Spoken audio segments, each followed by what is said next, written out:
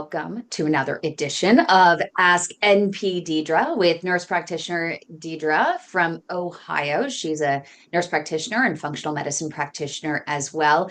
And she just got out of a conference where she learned about the 8 pillars of cognitive health. And that is what we're going to be addressing in today's Ask NP Deidre. I'm so excited because I am really, really interested in brain health. And I think everyone, especially in our network who has peripheral artery disease, is concerned about vascular dementia as well. So anything we can do to help preserve our brains so we can think for ourselves a lot longer, I think is a good thing. Thank you so much for being here, Deidre. How was the conference? It must have been just like a brain dump. Oh, it really was a brain dump. I think day one, I was so exhausted just from all the information and high level of stuff that I learned. And I was like, what can I bring back that's practical? And this 8 pillars of cognitive health that they taught at the PLMI conference, I was just like, oh, this is actionable and really stuff I think that our listeners it will resonate with them. I love things that are actionable because so many times you're sitting there on the internet and you pull up these articles and it's almost like clickbait. And you're thinking, well, already knew that. Really? Are you really telling me that I need to just sleep more and you're not going to give me additional information? So it's nice when you can actually get tangible takeaways, such as what you experienced. So I think that we should start. What are the 8 pillars of cognitive health and why exactly do they matter? So the 8 pillars really help remind us that brain health isn't just about the brain and it's a whole body approach. And so when we look at the 8 pillars, there's 3 different categories. And so one is lifestyle, and in the lifestyle, it is rest, rest, nourish your movement, and then psychosocial. So that connection, that growth, that reflection that we have. And so connection with other people is really important. That's why I think this PAD organization and connecting with other people who are walking this journey is so important, that psychosocial part. And then our environment. And our environment is also like exposures that we have, toxins in the body, our gut health. So we really want to kind of remove and compose those things. So it's really not just about aging or there are actual deeper causes, right? Than just, well, you're old, of course you're going to lose your mind. Yeah, so that's a great comment there to make. Just it's not just about aging. Why aging plays a role in our cognitive decline, it's actually not an inevitable thing. It's often driven by things like inflammation, blood sugar imbalances, hormone deficiencies, exposures to toxins, and even gut health. So exciting news is, though, once we know root causes and we start to address those, we can actually improve brain function, and sometimes really dramatically. And so starting to pay attention to that, like levels of your blood sugars, especially, because I know you've probably heard in the literature we're calling Alzheimer's type 3 diabetes because blood sugar plays such a role in that, blood sugar to the brain. And so taking it back even a further step is understanding like insulin resistance, and then PAD with the inflammation, working on inflammation also, it's typically systemic inflammation that we see. So it's not just because we're aging, it's, 20% of our lives are lived in some sort of disease. And so the goal is that we live less of that 20%, less than 20% in disease. It's still blowing my mind that you said that Alzheimer's disease is type 3 diabetes. I Yeah, had we could. not heard that. I'm literally, because doctors are still brushing off patients who have pre-diabetes and saying, oh, you're fine. Instead of having a real heart to heart, come to Jesus moment, you need to get a handle on this. now, or you'll be sorry. Yeah, like some of the statistics that I learned and was really just quite overwhelming. So since COVID, our percentage of children with type 2 diabetes has went up 300%. And if we know that blood sugar is related to dementia, look where we're going and on a rapid skyrocket in But that we're direction. already going there with it Yeah. because Science Direct 2 years ago came out with, even maybe 2 years, don't mark me on time, with an article that was really alarming, saying that there was an alarming number of 18 to 27-year-olds presenting in the emergency room in advanced stage peripheral artery disease known as critical limb ischemia or critical limb threatening ischemia. We're just not talking about general CLI. We're talking about limb threatening, on deck for amputation, wounds that are not healing, leg cramps that are waking them up at night. And they're saying the number one cause is the higher numbers of type 2 diabetics as teens.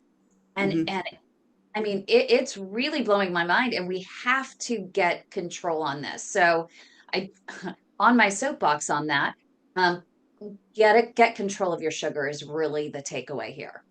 Yeah, it's hugely important for brain health. And so we don't think about it for brain health as much. We kind of think the brain is its own separate organ, but it's all interconnected. And so our endocrine system and our brain, and so we really want to pay attention to that as well. Okay, we also have to mention, I know I joked about it a little bit ago, sleep, sleep, sleep, sleep.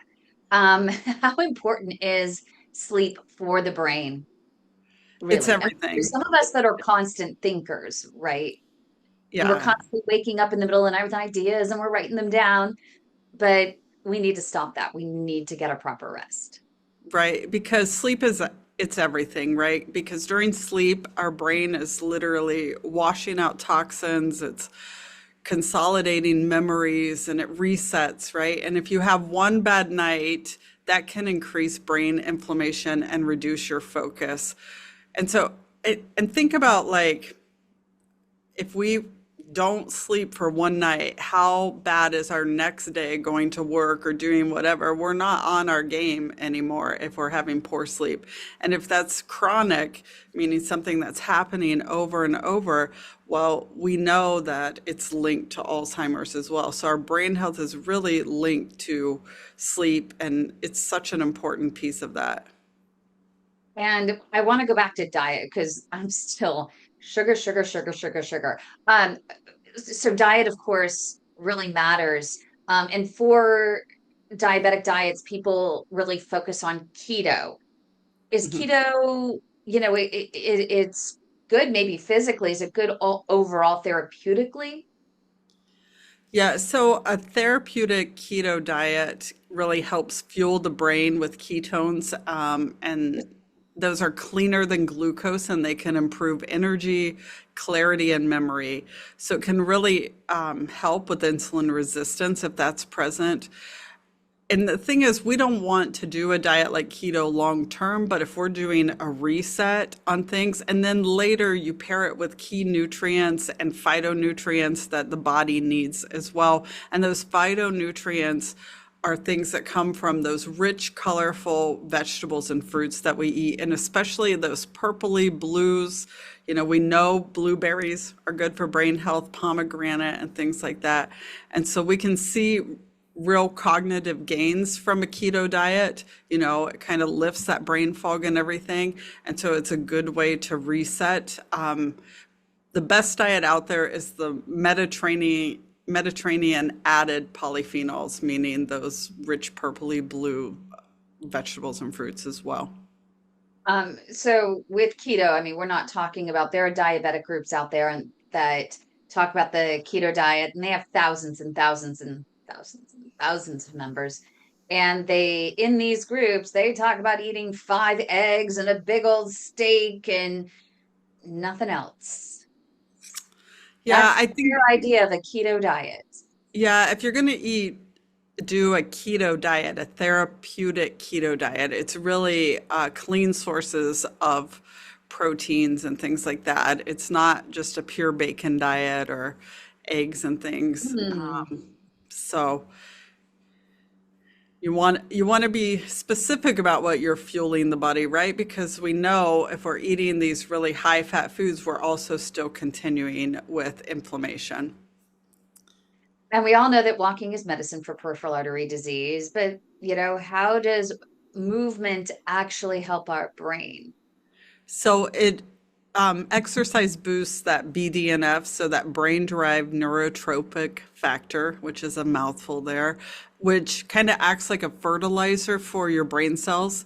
So it supports your memory, mood, and even the growth of new brain connections.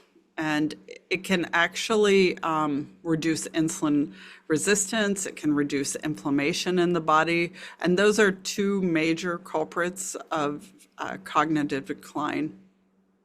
How do loneliness and stress actually impact our brain health?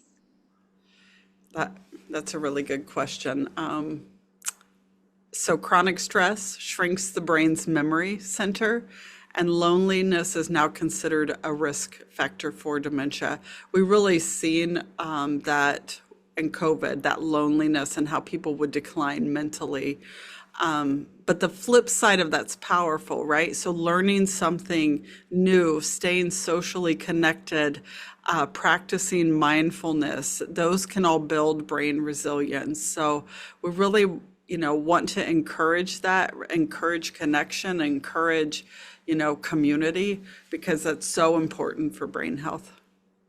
And you mentioned earlier toxins, also infections can actually play a role in memory issues. Can you talk about those?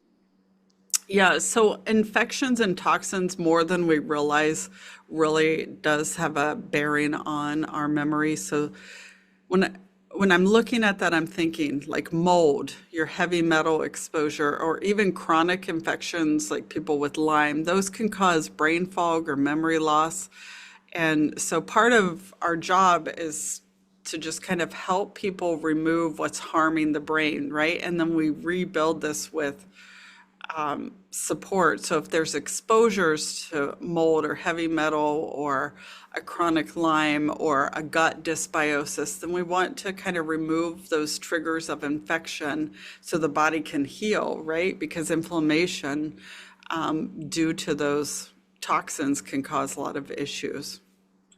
And I'm about to enter into a topic that is near and dear to your heart because we have talked about this a number of times. We've talked about gut health and gut health's impact on cardiovascular disease and peripheral artery disease. Now, how about the impact of gut health on your brain?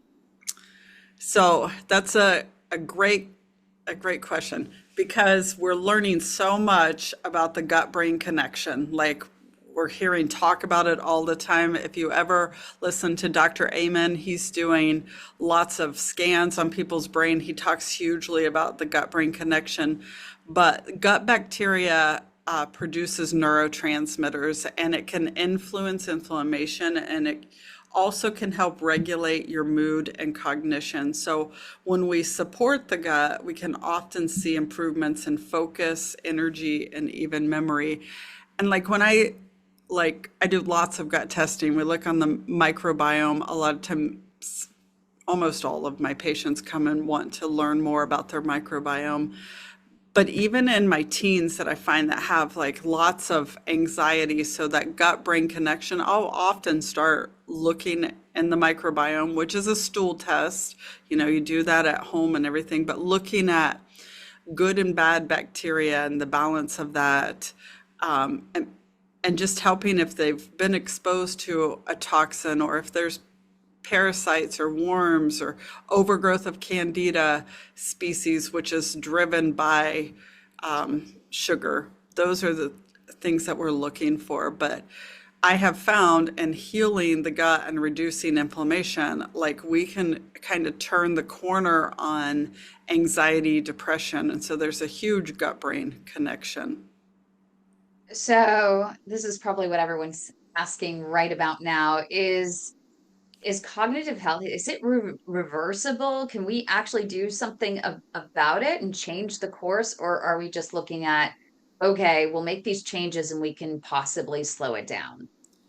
So here's the hopeful truth about that. In many cases, yes, it's reversible, right? The sooner we start to pay attention and focus, like we have the best outcomes, right? So we've seen patients improve their memory, their focus, they've regained independence when we identify and address kind of root causes.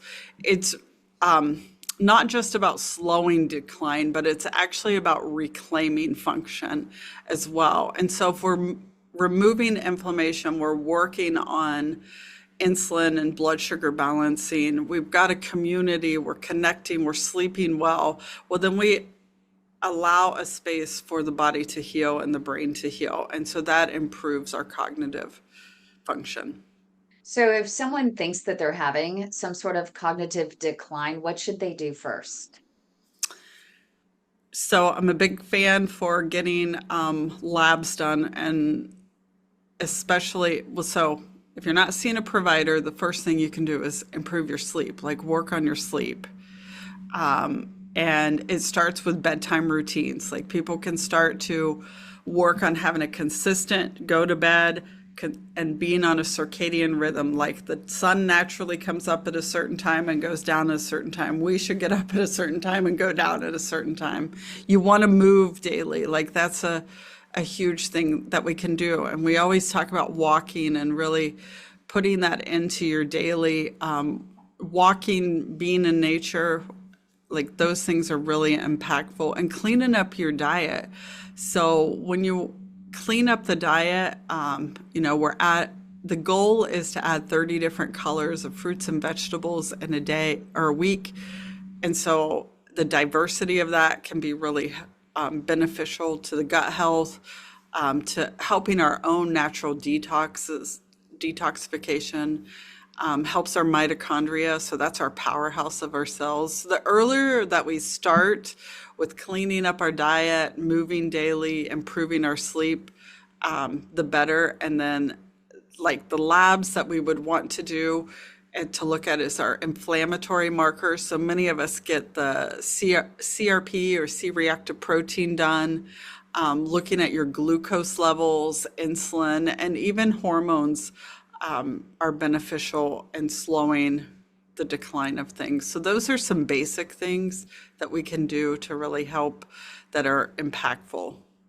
And I heard that there is a dementia test that they're now looking at. I can't remember what it is. We were talking about it with a guest that we had on our radio show, The Heart of Innovation, recently. I'll have to go back and look. But for those who are listening right now and want to look up that test, you can try and Google it, or you can go to youtube.com/, the way at the at sign, the way to my heart, and search through our The Heart of Innovation. And we just recently talked about Alzheimer's and dementia, and they were talking about they have an actual clinic that they have started that focuses on cognitive health and is doing exactly what you're saying, which is to dive deeper. And they're trying to offer different doctors and functional medicine practitioners their platform that makes it easier to get help, to help people get a handle on their cognitive health, because there's so many natural things and infections and molds and all this, the toxins in your environment, like things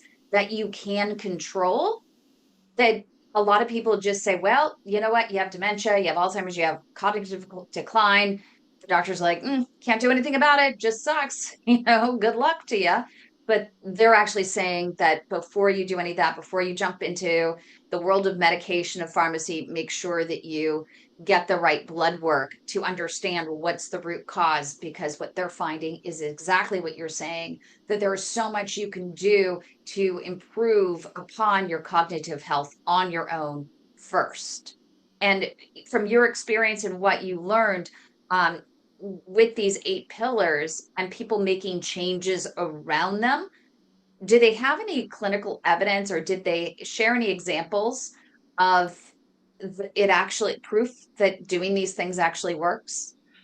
So there was a lot of talk, but there was one of the physicians there, Christy White, who her and by healing one of her patients who couldn't get healed in other realms, and they developed an app where they can put like all the readables that we do of what we're wearing, like the Aura Ring and then our labs and everything. But they have developed this platform to really like show when you're doing these things, the improvement and cognitive decline.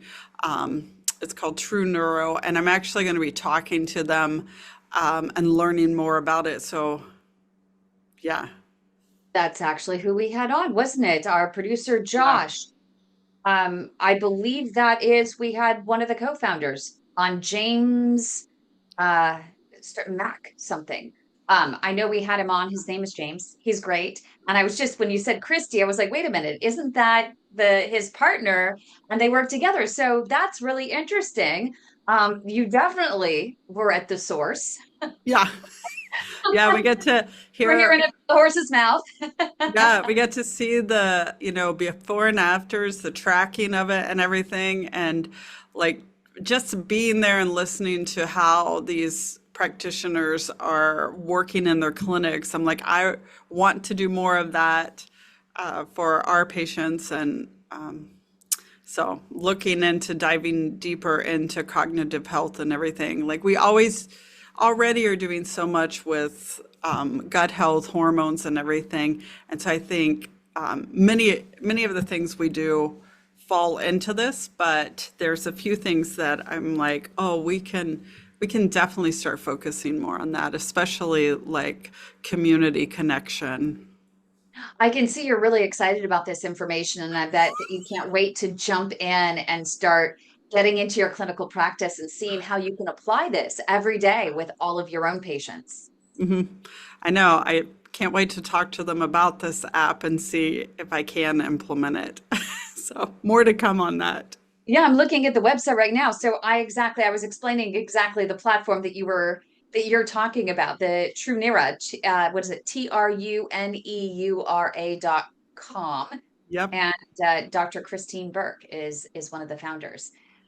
Yeah. And so it's so interesting because I just happened to run into the co-founder James in one of my community groups, and I was so impressed with what he was talking about and the direction they're going. And he was saying it helped, their methods actually helped one of his family members, and it was really encouraging to see. And they're the ones I learned about the dementia test actually from. So it's in that particular show. I'll have to go back and look. And as I said, so folks, you can actually go back into our database over there at youtube.com/, the @ sign, the way to my heart. Don't forget to subscribe while you're there. Maybe like this video too. It's helpful for us. And then you can see more great content. But there is Under the Heart of Innovation show, or you can check under our live section, because we did interview James, the co-founder of Trunera, live, and you can find out more about the advances in cognitive health. So what's even more interesting is, I bet you that conference was exactly what they were talking about on the show, and they were previewing on the show because Yeah. he wanted to do it before some cognitive health conference. Wow, what a small world. Yeah. Anyway, you and I could chat forever. Any final thoughts about what you learned about the 8 pillars of cognitive health before we sign off for the day? I would just say pick some of those actionable things and start implementing them. Move more, eat eat better, high quality fruits and vegetables, and connect with your people, whoever your tribe is. Well, I'm glad that you're part of my tribe. Yeah. And I'm part of your tribe. I appreciate you so much. If people want to find out more about your practice and get in touch with you, where can they go? Aspire Wellness Integrative Health.com. You can find us on, well, the YouTube channel here at MPDedra. We Make sure also, to like and subscribe. yep, like and subscribe. I have Instagram, Facebook, all of those socials. Fantastic. Thank you so much, nurse practitioner Deidre. We have more incredible episodes to come. You don't want to miss a thing. So make sure you do subscribe to our channels so that you can get more great content because nurse practitioner Deidre was telling me before the show that there are many topics, many new things that she learned from this conference. And so you don't want to miss out being on the cutting edge of what's new and next, probably, I would argue, in the world of longevity.